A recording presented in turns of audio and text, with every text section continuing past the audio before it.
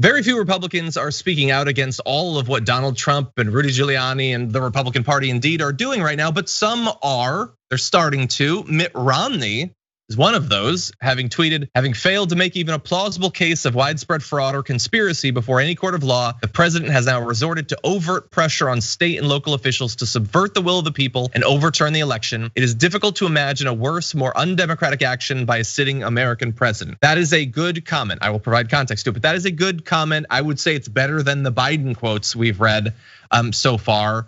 It's not just, he needs to move on. It's identifying what he's doing, how he's doing, and what it represents. And so that was a good comment for Mitt Romney. Mitt Romney, you get credit today. He also gets credit for realizing that it's probably 250 characters and screenshotting it and putting it as a photo instead of putting the letters out there. Reddit, gorgeous. Or whatever. Yeah, it sucks, man. Like, you losing because you're winning. That's what it is. It's losing because you're winning. It's like, listen, we won already, but it still feels like losing because of the lengths to which people will put up with bullcrap. And then me feeling grateful to Mitt Romney for saying something that is just saying, hey, I feel like votes should mean something in America. Yeah, exactly. Now, just because I feel like we have to understand the full context of everything, Mitt Romney has been watching this develop. And remember, none of this started on election day. We knew that, like, we were talking about the possibility of trying to go to the state legislatures and do this for weeks and weeks and weeks before the election. So all of this has been developing. We're now weeks into this process. There was the whole Four Seasons thing, and we're through all of that. And so he puts out this quote that is good, understanding that he is part of a party that is trying to end American democracy. Bear in mind, as Corey Chiarchari on Twitter acknowledged, yesterday Mitt Romney voted to confirm a 33-year-old Trump appointee to the federal bench for life, whose law firm is helping Trump try to steal the election.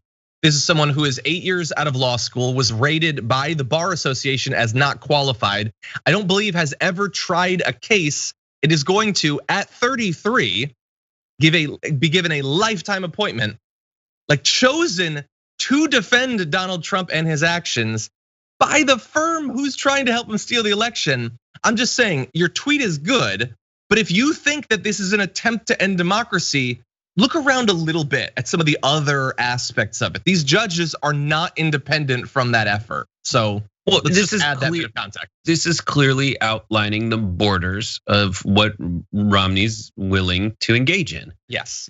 And if I'm taking the, things that are on the other side of the border, to put it in Trump terms, on the other side of the border trying to get in is Trump's insanity trying to get state legislatures to have more of a say than individuals voting for their president. That is the thing on the other side of the wall trying to get in. That's where I'm fine building the wall. In this situation, that's more of a discussion about, like, this is an interesting conversation to have during this segment, which is like, all right, when we get Republicans to say that Trump is an idiot, what does that accomplish? Does it accomplish us being able to take a win and saying, like, even Republicans are doing this? Or does it, like, how do we address the issue of Trump then saying that, look, the swamp's on the Democrat side. Those guys are all swamp creatures. They're for the Democrats. Listen, the working people are over here with me, Donald Trump. Can I demonstrate that? Absolutely. So, I mean, right after that comment, Rhino Mitt Romney should read this. I'm sure, however, that he feels he got slaughtered by Obama fair and square. And he retweeted Bill Smith, who has a lot of numbers after his name, doesn't mean he's a bot, saying Romney has lost his mind since 2016. So he put up that comment and he's being attacked. And I don't know if we're gonna have time to get to it, but Ben Sass and even Joni Ernst had a comment that was okay, and understand who Joni Ernst is. But they're gonna be attacked because, again, this is a party that values only one thing. Well, publicly, loyalty. Obviously, they want money too, but just the loyalty. Mitt Romney has continued to every once in a while speak out against them while also giving them so much of what they want. So we have to understand both of those things. Can we go back to the graphic right before Bill Smith with the 1,000 numbers, the bot account, Wayne Dupree, that Wayne Dupree Media LLC that he's retweeted. He retweeted him a bunch today. And one of the Wayne Dupree LLC tweets that he retweeted was, Republican mega donors are ready to primary anyone that comes out against Trump. Let's just unpack that. What are Republican mega donors? To all you populists out there who think that Trump's gonna be behind them 100% and fight for their rights as working Americans, what do you think that means? Republican mega donors are the swamp. They're the big corporations. They're the only ones who got anything out of the Trump White House.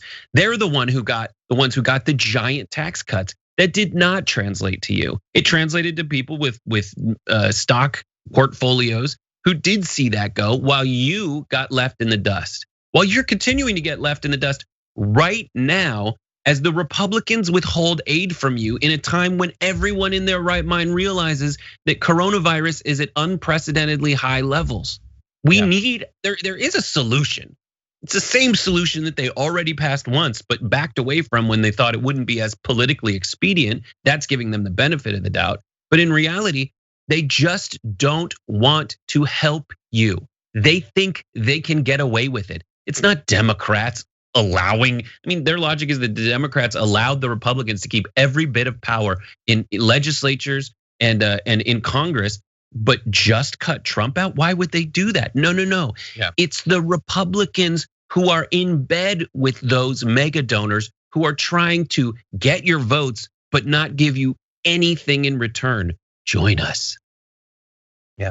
Yeah. Well, like we said, limited credit to Mitt Romney, but understanding the other things he's doing. If you want, there are comments from of varying quality. We're going out of our way to try to identify literally anyone on the Republican side who is sort of being critical of this.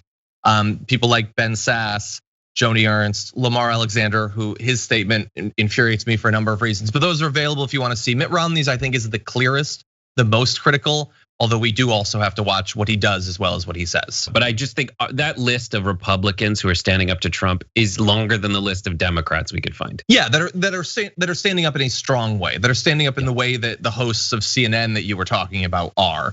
A lot of them, and I get it. There are people like, I think Dave Weigel was tweeting about this, where it's like they're making the calculation that just letting him have his hissy fit, if it's not going to work, is better than engaging and making it a big partisan fight. Right now, it's just the Republicans doing crazy stuff while the Democrats get ready for Biden to be president. If they fight, then it's now a partisan thing. I get that sort of, but all of that is contingent on the assumption that it's not going to work, which I lean towards.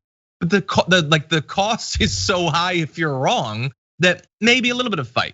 Maybe you get these Republicans and you do a big press conference where representatives of the Senate on both sides and members of the House as well on both sides come and say, this is an unprecedented assault on American democracy. We are not going to allow it, and whatever that means.